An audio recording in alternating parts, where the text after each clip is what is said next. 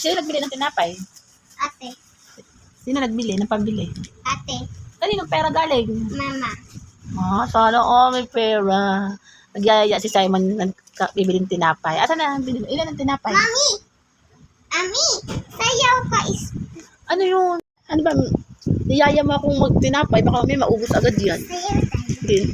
Anong sayaw? Ha? Anong sayaw? Mami. Kaya nga anong sayaw? Ha?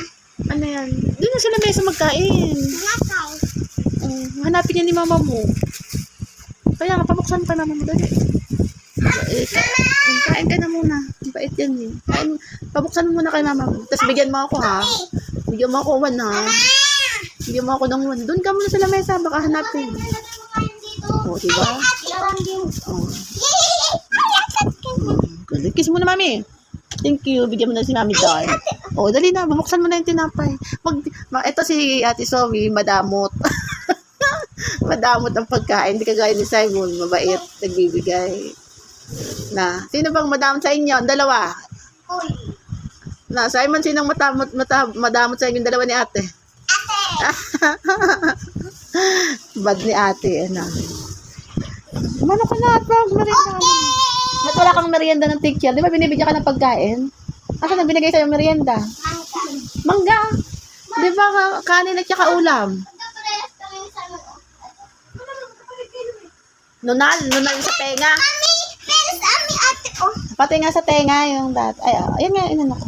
Kala ko binigyan ka ng teacher ng break time. Anong kanin at ulam. Asan na yung kay Simon, yung kanin at merienda. Ay, kanin at merienda. Ano ka? Ayan, nakalimutan mo pala. Kung di ko pa sinabi, di ko pa naisip. Kainin mo na yan. Oh, sayang yung ulam at kanin. Ano yan? Tubig.